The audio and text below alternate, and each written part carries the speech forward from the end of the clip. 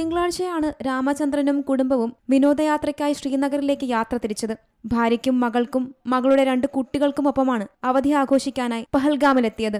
ഇന്നലെ വൈകുന്നേരം രാജ്യത്തെ നടുക്കിയ ഭീകരാക്രമണത്തിൽ രാമചന്ദ്രനും കൊല്ലപ്പെട്ടു. രാമചന്ദ്രന്റെ കുടുംബാംഗങ്ങൾ സുരക്ഷിതരാണ്. രാമചന്ദ്രന്റെ വിയോഗം നാടിനെ ആകെ ഞെട്ടിച്ചു. അദ്ദേഹം നമ്മളെ ഈ മങ്ങാട്ട് റോട്ടിൽ നല്ലൊരു മെമ്പറായിരുന്നു. അത് ഞങ്ങൾക്ക് എല്ലാവർക്കും വേണ്ടപ്പെട്ട ഒരാളായിരുന്നു. നമുക്ക് അങ്ങനെ പെട്ടെന്ന് അദ്ദേഹത്തിൻ്റെ വിയോഗത്തിന് നമുക്ക് വളരെ വിഷമമുണ്ട്.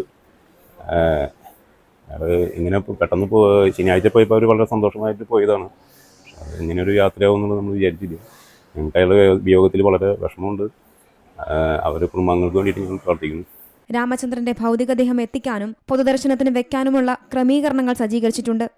11:30 ഇവിടെ ഡൽഹിയിലെത്തി അവിടെ എല്ലാവർക്കും കോമൺ ആയിട്ടുള്ള ആ ഹോമേജ് എല്ലാം അർപ്പിച്ച് കഴിഞ്ഞിട്ടാണ് അവിടുന്ന് വരുന്നത്. ഇവിടേക്ക് വരുന്ന ഫ്ലൈറ്റ് രാത്രി ഏകദേശം 7:30-8 മണിയോടെയാണ് എത്തുന്നത്. ആ ഫ്ലൈറ്റിൽ അവരുടെ വൈഫും മോളും കുട്ടികളും ഫോളോ ചെയ്യുന്നുണ്ട്.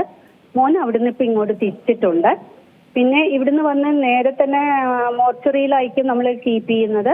എന്നിട്ട് നാളെ കാലത്തായിരിക്കും പൊതുദർശനവും ബാക്കിയുള്ള കാര്യങ്ങളും ഒക്കെ നടക്കാൻ പോകുന്നത്. ശരിക്കും പറയുന്നത് ഞങ്ങൾക്ക് ആ മരണവാർത്ത ഉൾക്കൊള്ളാനായിട്ട് വളരെയധികം ബുദ്ധിമുട്ടുണ്ടായിരുന്നു. അപ്പോൾ നമ്മൾ അവരൊരു അവധി ചെലവഴിക്കാൻ മോളും കുട്ടികളും വന്നു, അവർ ഒന്നിച്ചു പോയി. അൺഎക്സ്പെക്ടഡ്ലി അവിടെ ഇന്നലെ ഇങ്ങനെയെല്ലാം സംഭവങ്ങൾ ഉണ്ടായി എന്ന് പറയുമ്പോൾ അത് ഉൾക്കൊള്ളാനും നമുക്ക് ഭയങ്കര ഒരു വിഷമമുണ്ട്. കാരണം ഒരു അസുഖം വന്നിട്ടോ വേറെ എന്തെങ്കിലും കാരണം കൊണ്ടോ ഉള്ള ഒരു മരണമല്ലല്ലോ. അപ്പോൾ അത് ഞങ്ങൾക്കും അദ്ദേഹത്തെ അറിയാവുന്ന എല്ലാവർക്കും തന്നെ അക്സെപ്റ്റ് ചെയ്യാൻ ഭയങ്കര അധികം വിഷമമുണ്ട്. രാമചന്ദ്രൻ എറണാകുളത്ത് ബിസിനസ് നടത്തി വരികയാണ്. കുടുംബത്തോടൊപ്പം വർഷങ്ങളായി ഇടപ്പള്ളിയിലെ മാങ്ങാട്ട് റോഡിലാണ് താമസം. Zee Malayalam news, Kochi.